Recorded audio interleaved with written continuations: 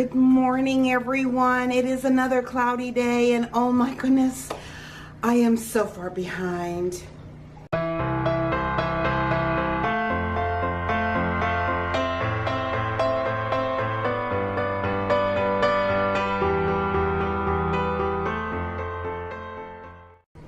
I woke up at 7:30 this morning. I kept waking up throughout the night and had a problem getting back to sleep, and I think that's probably why I slept in. But that is sleeping in for me, and now I am really behind. But I am thankful because my husband is outside doing the wood, and when he's doing the wood, that usually gives me extra time because he'll eat a little later. So anyways, as you can see, the pot is on the stove and I am rewarming up my broth and I put my beans in that. So that is now just gently simmering to finish cooking up. And I am cutting up my ham now because I got it off the bone, and what ham I have left, I'm going to cut up into pieces because, yeah, when I took it out of the pot last night, I just put it in the fridge. Yeah, if I would have cut it up then, probably would have been in a little better place this morning. But anyways, I will talk to all of you in just a little while. I wanted to show you how I finish up my soup, because what I do is I add 2 cups of mashed potatoes to my ham soup.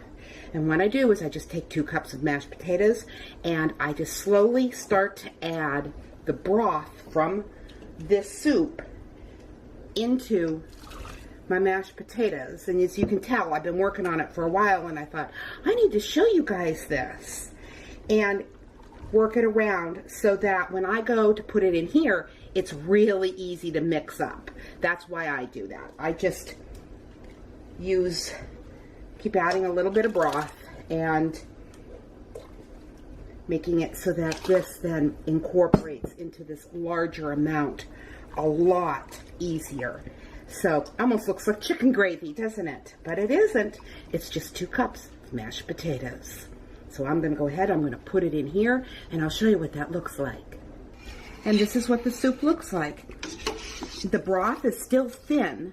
It's not like it is a thick broth, but it adds some flavor and it adds some texture to your soup, and it makes for a heartier soup on a cold day, especially for family members that are going to be doing hard work like sawing wood and stacking wood and that sort of thing. So that's why I decided that I was going to make this, because it is a cool day and it'll be nice and hearty for my husband when he comes in from all that hard work.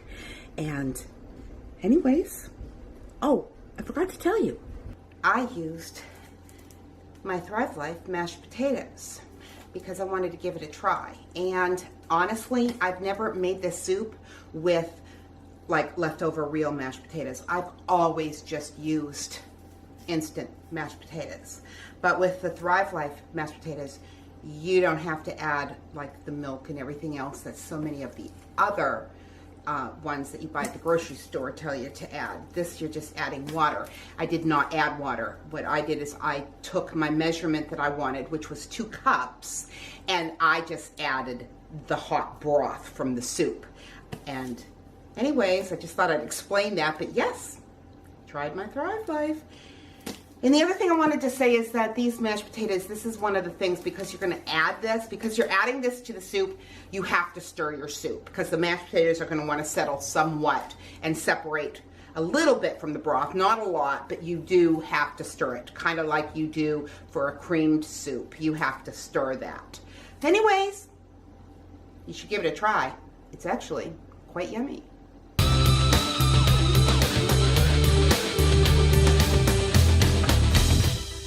Our scripture for today's devotion is found in Galatians chapter 1, verses 6 and 7. I am astonished that you are so quickly deserting the one who called you to live in the grace of Christ and are turning to a different gospel, which is really no gospel at all. Evidently, some people are throwing you into confusion and are trying to pervert the gospel of Christ. Paul begins his letter to the Galatian church with his traditional greetings of grace and peace. But then he quickly gets to the main reason for his letter. He has heard reports of disobedience and false teaching, and his disappointment and frustration continue throughout the book.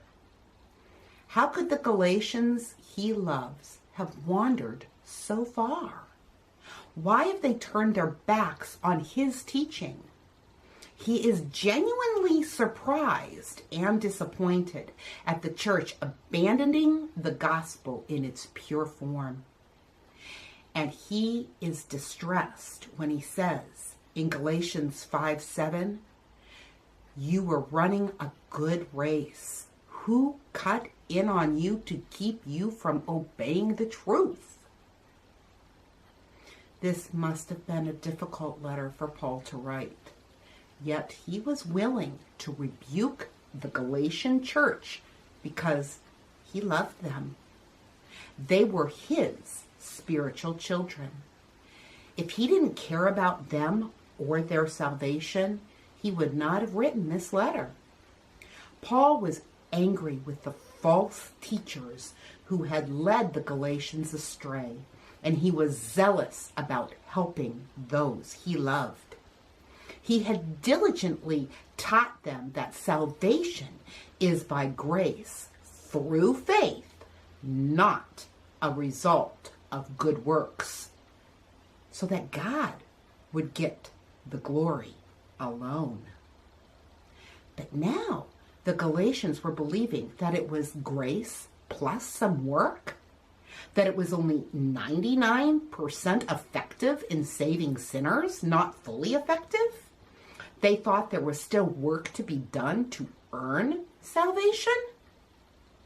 You know, each one of us are prone to wander from God's truth. And we need people in our lives who love us enough to confront us and redirect us. And we also must be willing to lovingly yet truthfully redirect the people in our lives. And with that, I want to remind you, life happens. Let's enjoy it. And there is a hymn called "Come Thou Fount." Listen to what the chorus says.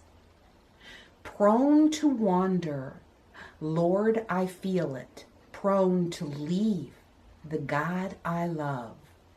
Here's my heart, oh take and seal it for thy courts above." God bless, and I will talk to you tomorrow.